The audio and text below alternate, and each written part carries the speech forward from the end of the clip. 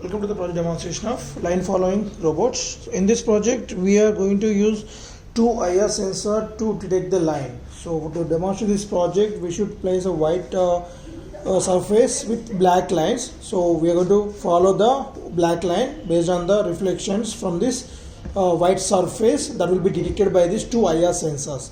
So in these two IR sensors we can see one the transparent one is a transmitter, so which will transmit the IR rays, and the black color is a receiver, so which will receive the IR rays which is reflected from the white surface. So whenever it come to the black line, then those rays will be observed by the black line, then that will not be received by the IR receiver. So it will identify that the line is in which direction, then the robot will move to counter direction to make the line following section only. So that will be done with the help of PIC microcontroller. So here we are using PIC 16F72 microcontroller, which is of 28 pin, and to that we have interfaced the input modules like two IR sensors at A0 and B0 pins, and we are going to control the DC motors with help of L293D motor driver. So the whole system run by this 12 volt 2 amp battery. So in this we can see that two battery packs are connected in parallel. Each battery pack is of 12 volt 1 amp, and it consists of 4 volt 1 amp batteries are connected in series. We'll get 12 volt, and these two are parallel, so we'll get 12 volt 2 amps. And this is the main on off switch, and which is a rechargeable battery. We can recharge the battery with the help of this charger. So for that just we need to provide the 230 volts input to this socket, and next once we switch on the charger kit, then the light will be on, and we can see T should be connected the T section, and B should be connected the battery section, right?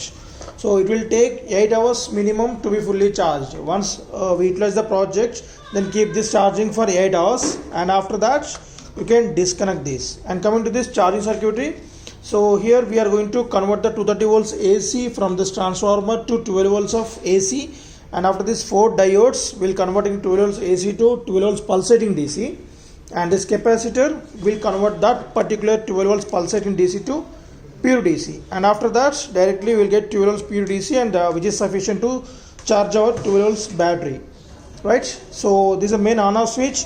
Once we switch on this kit, the output from this battery is input to this L293D motor driver. So there will be a 7805 regulator, so which will take 12 volts input and provide as the 5 volts output, which is the main input source voltage to our microcontroller. And from this we are going to controlling the two DC motors which are connected to this L293D motor driver. So L293D is the motor driver which can control the two DC motors in bidirectional mode. So that's why if you want to control the robot in forward movement, so then the two DC motors rotate in forward direction. For left movement, so this will rotate forward, and this is backward, then it's left side and right side, and this one is a backward, and this is the forward movement. So in this manner we are going to control the robot in 4 directions mode.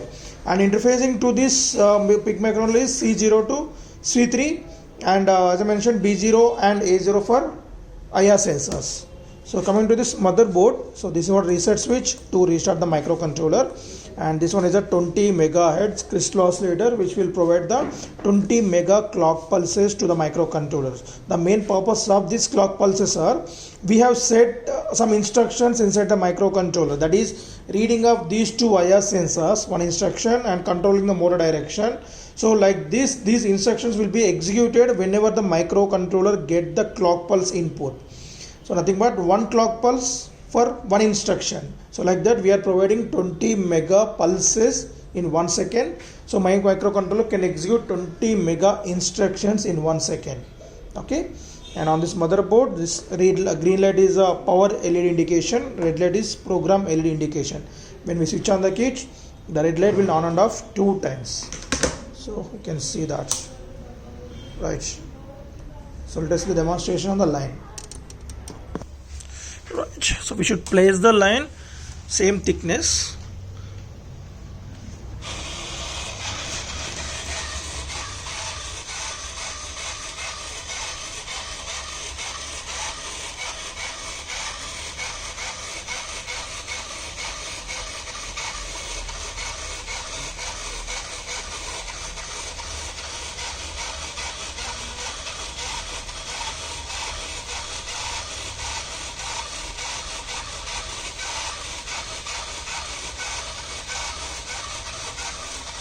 much.